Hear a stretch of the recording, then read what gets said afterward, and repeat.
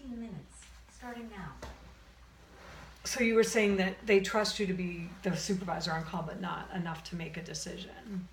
Yeah, it's like somehow whenever I do exactly what I'm told to do by this person, I somehow still end up getting interrogated about it. It's just like, why are we assuming that I'm the problem here and that it's not the other way around? Like, I'm literally just following the directions given to me by my administrator. Why am I being held accountable for that? So think about that. Do you think that, so did your supervisor give you any useful information about When I where called? like when you had a discussion? So obviously there is something happening when you two interact.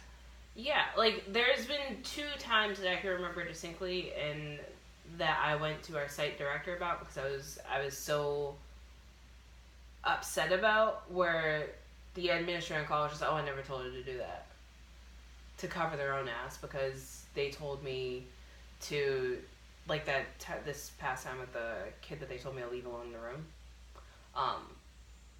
I was really pissed off because they told her that they never told me to do that. They told me to get a clinician from next door. And I was like, this is true. They told me to get a clinician from next door. One could not come. I asked her to come in, and she didn't. I was told that it would be handled in the morning. So there's some discrepancies in the two of you, the way that the two of you are describing this interaction on the phone. And I was like, so now I need to document my conversations with this person, because they're saying that I never did what they told me to do, and I did. And it was to the point where I had to get the person I spoke to from emergency services, who told me that they had no clinicians, to come with me to the site director's office and explain that that is the conversation that we had. Because now you're putting my job in jeopardy because you're lying about what you did or didn't do.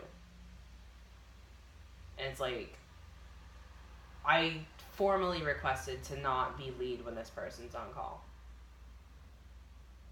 Because it's like, you've lied on me twice now, and that could literally take my job away from me. Like, it's insane. Like, But you said earlier that the two of you get along. we do. Like, when we're not on call, like, I have no problems working with this person. Like, outside of work, you're great.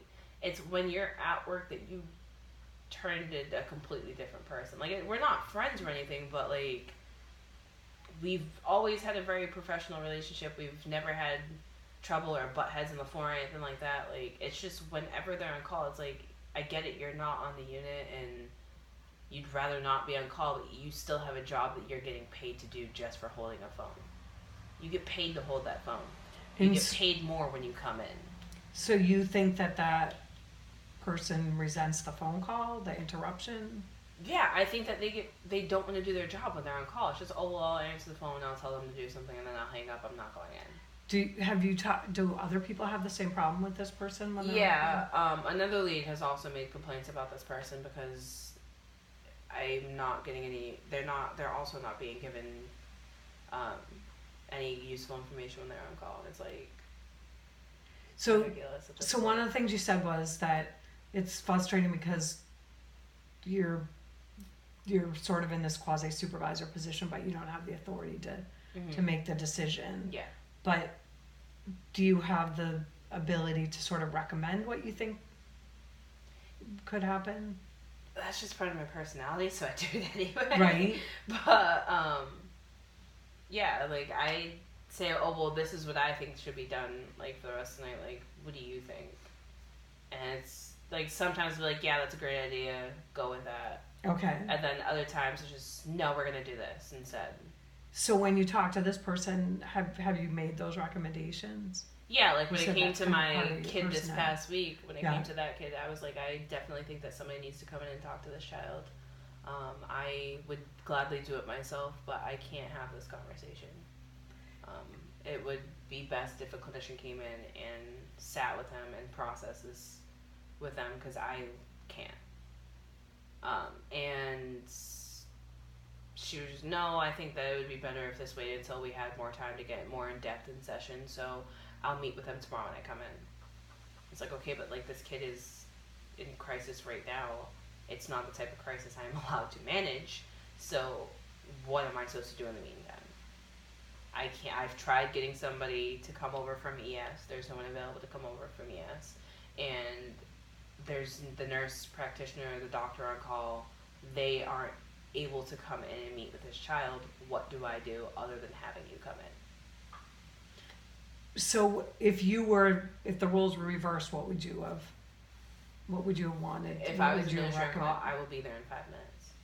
Okay. This person literally lives up the street. I will be there in 5 minutes. So, but did this person give you any reason why they couldn't come? No, it was just this would be a conversation that could be better had in depth in session tomorrow. Well, you can have that conversation in depth tonight. It's not that late. Like, I don't understand why you can't come in and process with this child now. Okay. So did you have that conversation with her?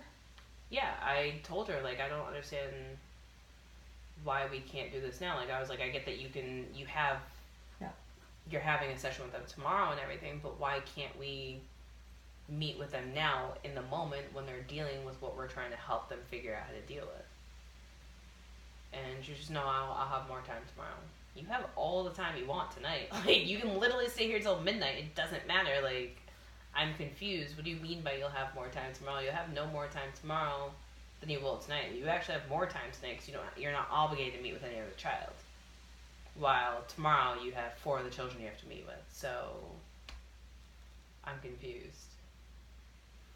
Right, but I mean, so did she give you any coping skills on how to deal with? Yeah, she The gave me child like that the night. basic stuff that we usually do, like helping them use coping skills that they know work for them, or if they don't want to use those, offering new coping skills that they're able to, like that we have a means of helping them use that right then, or trying new stuff. Like that's not what this kids want. This kid wants to talk. Like, I can give them coping skills to deal with it. Cool, Right. great. But they want to talk about it. You're telling them that, hey, now that you're ready to talk about it, now's not the time. It's not a good time for me, so we'll do it tomorrow when I'm ready. That's not how it works. That's how you close that kid off from therapy. Like, he's actively asking for help, like actively requesting somebody. But I mean, is it legit? I mean, this person could have had something to do, could have been at a wedding, or, you know. I No, would believe no. that if it wasn't so consistent. Because I've asked for them to come in before and it hasn't happened. Just because. Where you feel like the other on-call people will come in. Yes. Yeah, I've called for lesser things. They're just, all right, I'll be there in 5 minutes. Like, I've called because I needed authorization, which they can do from home, to bring a client onto the unit. And then physically come in just to make sure that everything is done the way they're supposed to be, and so that they can meet with that kid rather than making them wait 24 hours. When I've had to do auth with a kid and, like, kids are supposed to be met with within 24 hours of coming in by a clinician, this person never comes in. Like, it's just, they don't come in. The only time they've come in was when I had to call the police because a kid was threatening to stab everybody with pencils, and I needed to get them off unit. That was it. And that was because they had to be present. So, because I can't file Section 12. Okay. And I don't know that process. I don't have access to that process. So they had to come in to deal with emergency services to get that filed. And it's like, come on. That's not the only time you come in. You don't come in just because the cops are coming. Like, it's frustrating. So has that person been there for a long time? Yeah, they've been there for about a year longer than me, and I've been there for 2 years this December. But, I mean, I don't know. They've been in the field for like 20 years. And they've only been on the unit for like 3. It's just, part of me blames it on, like, administration allowing things to happen. Like, you do what you're allowed. But then it's just like, they're actively taking advantage of the fact that there's no repercussions for them doing these things. Well, I'm going to reframe it a little bit. I think no matter where you work and what you do, I mean, we've talked about it, you're very dedicated to what you do. You have a different, you right now you can be singly focused on your career. You don't have, another family, other, you know what I'm saying? You're not married or have kids or, you know, all the things that you can spend a lot of time. So I think that throughout your whole career, you're gonna always run into people that aren't as dedicated to the career, the profession, and the kids that they service as you are, and you're going to continue to be a right fighter, and that doesn't, being right isn't always gonna matter. You know, getting along with everybody and you know, kind of doing things in baby steps is probably in the long run gonna matter, or you're gonna get, you know, so burned out or get that where people see you as a disruptor, not Yeah. you know. I understand it. Like when there's always gonna be somebody that I don't get along with, or there's always Well, gonna it's be not problems. it's not it's getting not along with, getting but along. there's Rule, always gonna yeah. be the potential for these issues to be at any job, like administrative or with coworkers or anything like that. It's just I've been there for 2 years, so it's not like this is brand new stuff. It's just now it's affecting the clients, and that's what's really aggravating to watch because there's nothing I can do about it. Right, like, and what I'm trying to say is that's probably no matter where you work and what you do, Yeah. there's, you know, there's always going to be a lack of funding, a lack of people that are as dedicated as you are, and people that aren't going to spend the extra hours, time, effort, you know, or have the same quality standards, I mean, Yeah. that you do. And so,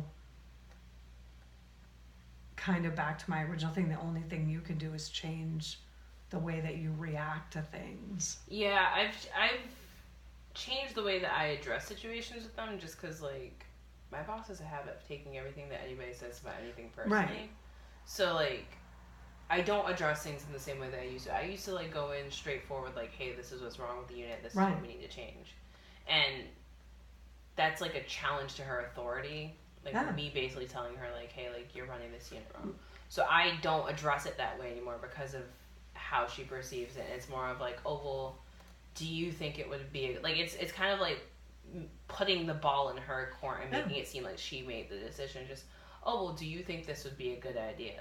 Like she prefers it when you ask for help instead of telling her like, hey, this Absolutely, is what we need. who wouldn't? I mean, Yeah. that's a pretty So normal, like that I've gotten used to. I've gotten used to like not just like I don't like ratting people out, or like feeling like I'm ratting somebody out, but like if you're doing wrong is what it is. And like so like now it's to the point where it's like, oh well, hey, this is what happened, this is how it went, and I don't know what you want me to do about it.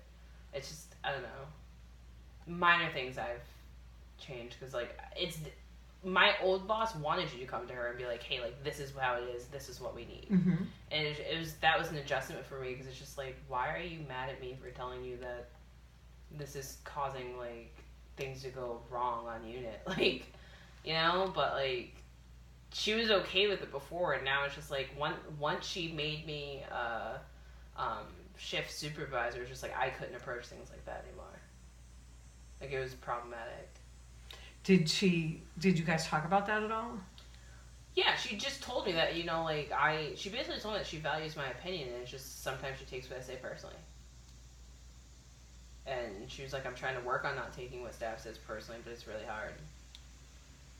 And like I get that, like it's the matter of separating yourself from what you do, and that understand that like you're the boss, we're not friends. Like Right.